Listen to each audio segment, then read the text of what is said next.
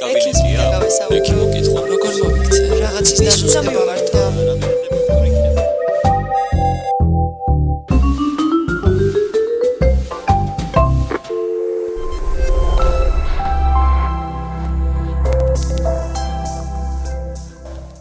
გლაუკომა არის ქრონიკული, პროგრესირებადი, პოტენციურად დამაბრმავებელი, შეუქცევადი თვალის დაავადება, რომელიც იწვევს მხედველობის ნერვის დაზიანებას. მთავარი ჩივილია მხედველობის ველის შევიწროება, რომელიც ძირითადად დაავადების შორსწასული ფორმის დროს გვხვდება. გლაუკომის მთავარი გამომწვევი მიზეზი დღესდღეობით არ არის დადგენილი, თუმცა გამოყოფენ მრავალ რისკ ფაქტორს, როგორებიც არის მაღალი თვალშიდა წნევა, გლაუკომის ოჯახური ისტორია, გენეტიკური წინასწარ-განწყობა. 40 წელს ზემოთ ახლო მხედველობა ან შორს მხედველობა, თხელი რქოვანა გარსის სისქე და არსებული დაავადებები, როგორიც არის დიაბეტი ან ჰიპერტენზია, ღამის ძილის აპნოე, ფარისებრი ჯირკვლის დაავადებები, შაკიკი, თავზურგტვინის სითხის დაბალი წნევა და სხვა.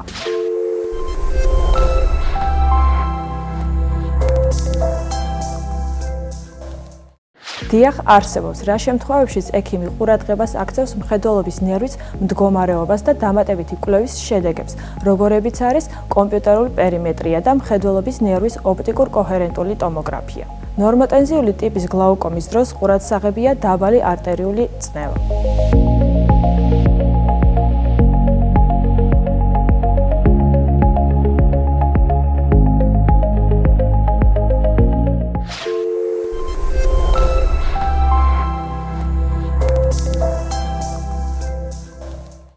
არა, იმ შემთხვევაში, როდესაც თვალშიდა წნევა დროებით არის მომატებული, გარკვეული მიზეზების შედეგად და არ ვლინდება მხედველობის ნერვის დაზიანების ნიშნები, ისმევა ოფთალმოჰიპერტენზიის დიაგნოზი. წნევის მაჩვენებლიდან გამომდინარე საჭიროებისამებრ ინიშნება წვეთები ან ლაზერული მკურნალობა.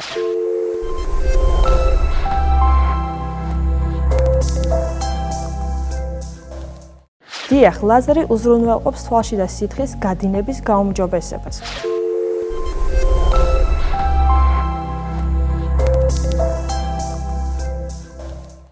გლაუკომის სტადიიდან გამომდინარე იყენებენ სხვადასხვა ტიპის ლაზერულ მეთოდს.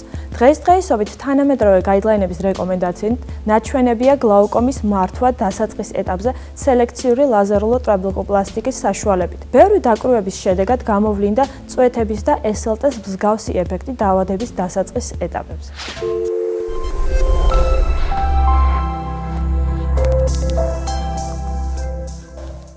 დიახ, ლაზერული რიდოტომია გამოიყენება დახრილკუთხოვანი ტიპის გლაუკომის მწვავე შეტევის საპროფილაქტიკოდ.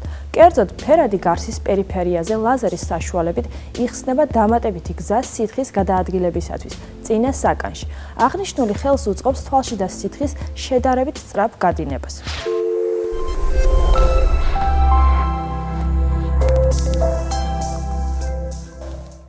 მძიმე ფორმის გლაუკომის მართვის დროს ხშირ შემთხვევებში ვიყენებთ კომბინირებულ მეთოდებს, წვეთებს, ლაზერს და ქირურგიას.